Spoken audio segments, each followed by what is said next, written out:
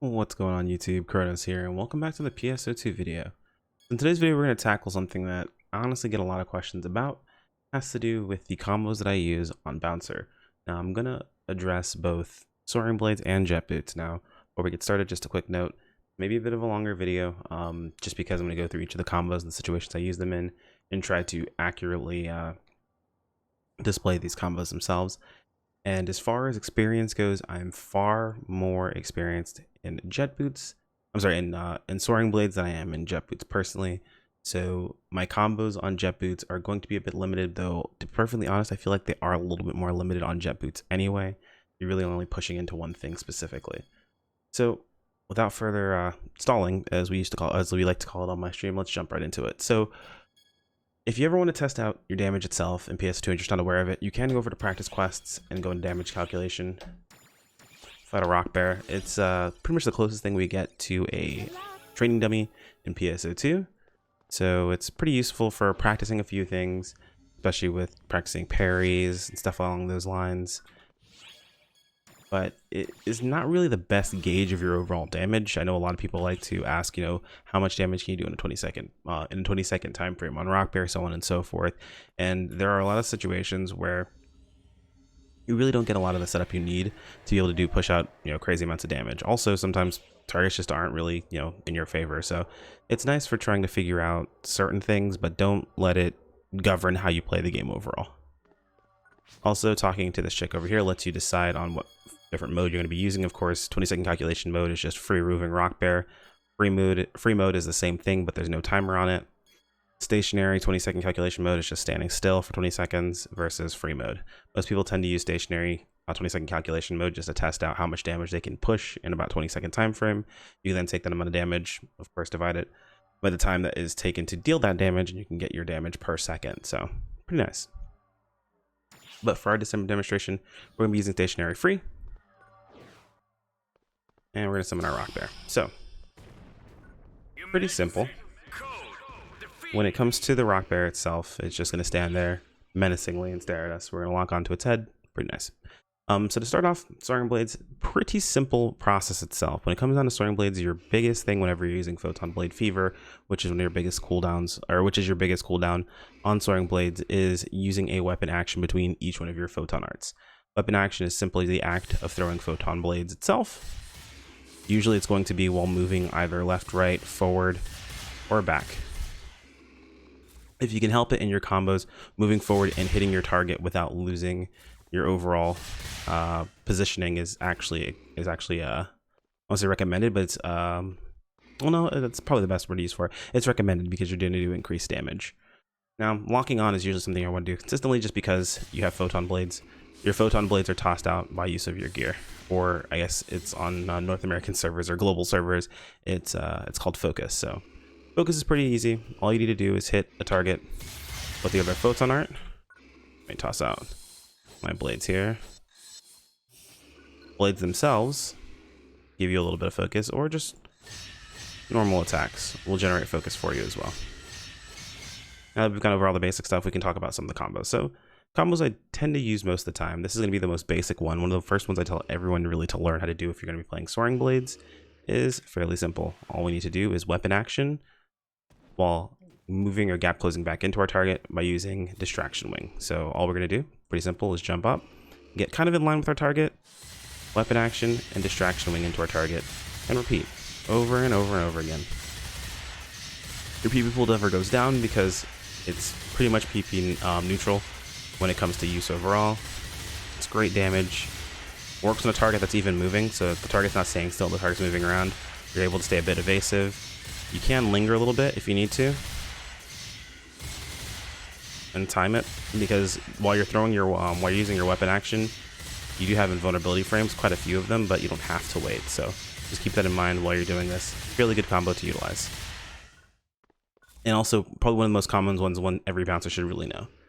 Outside of that, there's really only a couple other combos you can use, because like I mentioned beforehand, you're whenever you hit a target, because of the ring you should be using, which is the Soaring Blades Tackle ring, or the kick, the kick charge ring, I believe that's what it's called. No, the Kick&Tackle ring. Yeah, so the Soaring Blades Tackle ring if you're using Soaring Blades specifically, or the Kick&Tackle ring if you're using both weapons, as you really should be using. moving into your target does quite a considerable amount of damage. So making sure you actually hit your target with that quote unquote tackle is important. This next combo takes advantage of that. So all we're going to be doing is weapon actioning backwards. We're going to then use Heavenly Kite to move up slightly. We're going to weapon action forward again. And then we're going to use Immortal Dove to move to the ground. Now, Immortal Dove on its own while on the ground, it has 2 hits, but while in the air, it's just 1 and much faster, and all of its damage is put into that one ability. So you can think of it as 80 and 20%. First hit being 20%, second hit being 80% of its damage. It's more like 30-70, I believe, but actually you can kind of tell flat out from the damage numbers you're looking at. It's more along the lines of 30-70, I believe, but somewhere around that line, basically. In reality, you want to be using this while you're jumping, for the most part. So from the air to get to the ground. Let's get our photon points back. Sick. So we're gonna go ahead and give it a shot now. Pop Photon Blade Fever, weapon action back, Heavenly Kite up, weapon action forward, Dove down. Pretty simple once you get the rhythm for it, except I dropped an input, of course. This is great for targets that are completely still. You have a weak spot that you can really take advantage of because you're also weapon actioning into the weak spot and dealing more extra damage, or dealing extra damage to it. That's really all there is to that. Now, there's one other combo you can take advantage of that I know people have seen me do. They always ask, how do you cancel into your weapon action so quickly? And it's literally just using Heavenly Kite. The beginning of Heavenly Kite has a JA circle, or has a perfect attack circle fairly early on in the photon art. It used to be that it only popped up at the very end of the photon art, but now it's actually at the very beginning. You can cancel it and still get your just attack. And you can actually cancel that over and over again. This is nice for targets that are kind of far away from you. You can't really hit them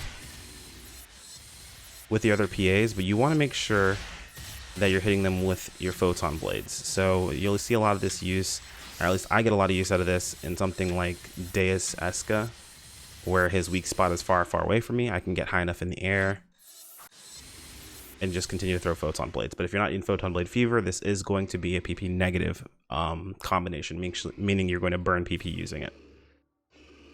And I do want to address this one because I tend to hear a lot about this and why I'm not using it.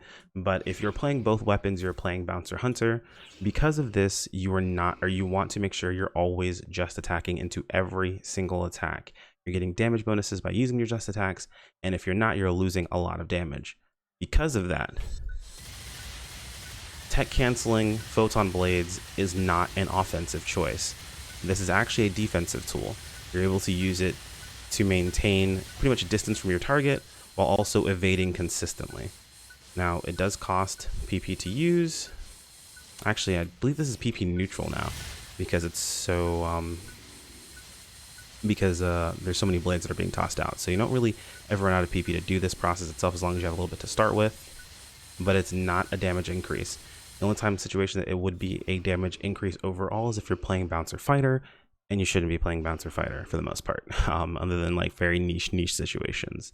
So tech canceling is great. It's not a DPS increase.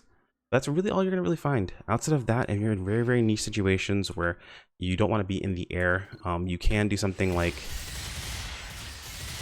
cancel PA, or not cancel PAs, but combo PAs with just blade tosses in between. Not a bad idea.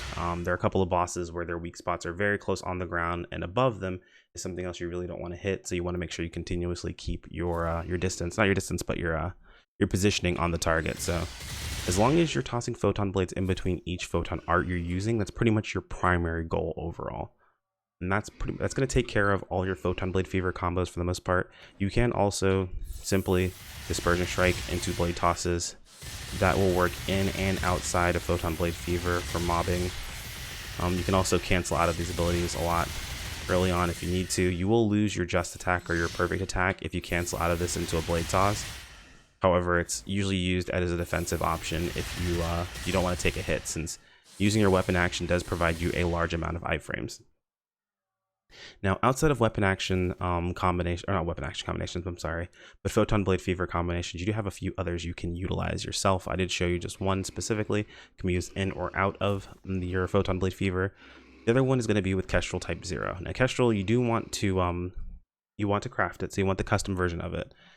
And what it'll allow you to do is you spend all of your gauge or all of your focus on doing a super power up version of Kestrel Type 0.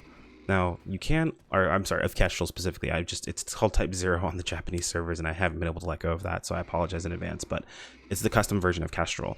Now you can actually cancel the end lag of this PA itself. So I'll show you guys what that lag looks like. You kind of float there in the second, and you get your just attack circle. However, instead of having to float there with that just attack circle, you can cancel out of it. So do that again. I get away from the target a little bit. I also, I hit it a little bit on its way out, and I'm able to continue to do something while also tossing photon blades to regen a little bit of PP. So it's kind of nice. You end up not being stuck in place. And you want to make sure specifically that you wait till the blades kind of do the downward motion that you're doing in this process to make sure the blade rain actions are happening. You can cancel it a little bit sooner. As you get used to it, you'll learn when you can cancel it. You don't want to cancel it too early though, because if you cancel it too early, you lose the blade rain, which if you're not getting the blade rain on something, it's not really worth it. Now, once you start it, of course, you want to go ahead and let it run its course, and you want to try not to get hit if you can avoid it. Sometimes Kestreling into damage is something that happens. You really can't avoid it too much. As long as you're not getting stunned, it's not going to hurt you, and as long as you're not dying, it's not going to really hurt you. You're just going to take some damage. Not a really big deal. Now, on the Japanese servers, you are able to do other combinations. Some of these we don't have access to just yet because we cannot generate, we don't generate focus for just being in the air like you do with some of the abilities on the Japanese servers. Now, because of that, we don't have access to some of the crazy Kestrel combos that they do have. The one that I tend to use outside of Photon Blade Fever for you guys that play only Soaring Blades is pretty simple. I just Heavenly Kite to get focus, cancel out, step back in, and do it again if I'm just trying to really push damage consistently. Now, if I'm concerned with my PP, I will throw a normal attack in there as my way of pulling or pushing myself back in. Honestly, I recommend it as long as you remember to do it if that normal attack is going to land, because you do generate a little bit of extra PP back, so it's a little bit better for you overall. Never feel bad to toss in a few extra normals if you have to. Normally, if you're maintaining your shift and D-band, if you're maintaining your D-band, you don't really have to worry too much about PP. But while you're outside of Photon Blade Fever, your biggest goal is essentially to toss out blades in between each combo as per normal, if you can, but basically get off as many Kestrels as you can. That's really your biggest damage. It cleaves, it does a ton of damage as long as the blade rain's falling on the target. You just have to be really careful about it. So, Jet Boots. Jet Boots, in my opinion, are fairly simple to grasp. They're just not the easiest to actually execute. As you can see, I have access to 4 PAs, and you have an extra slot. I personally, I know some people that play controller will use this slot for their weapon action. Because I'm playing keyboard and mouse, I have my weapon action bound to a button on my mouse, and I can use this to use for my techs. Now, techs are not something that we're going to be using a lot of right now as bouncers, unless you're playing Jet Boots only and you're playing a tech-based bouncer.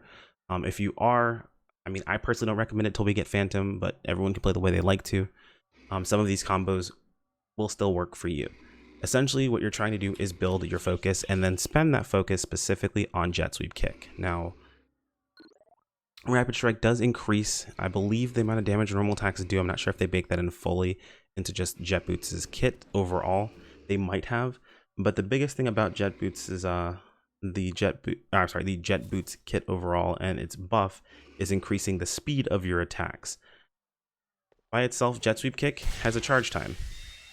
They actually get the kickoff. However, with Rapid Strike, it's faster. Does a little bit extra damage as well. So your goal is having Rapid Strike up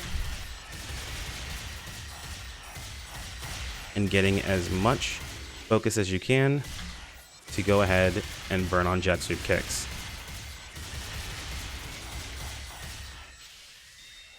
Now, you want to make sure specifically that your combo choice depends on what you're fighting. And tossing in a normal attack or two is not a bad thing.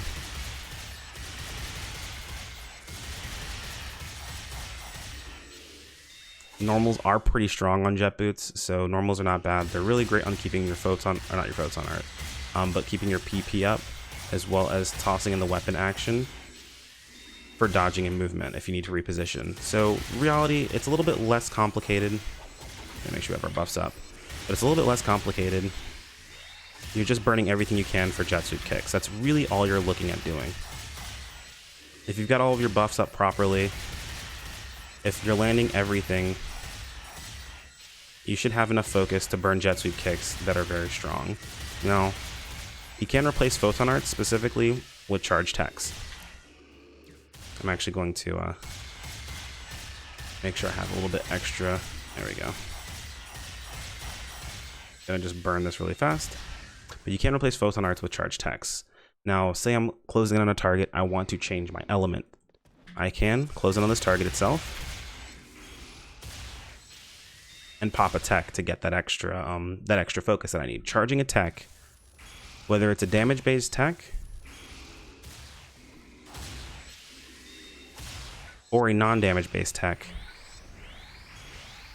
does give you focus. So if you don't have a target, sometimes you can just manually charge either a heal or a buff on yourself, whatever it happens to be, to generate focus to be able to set up a jet sweep kick, which is actually fairly useful. But that's pretty much the name of the game when it comes to jet boots. You're just you're just trying to get your focus charged up as fast as possible to jet sweep kick for the most amount of damage you possibly can. Now, I know people have seen some pretty crazy loops, to be honest.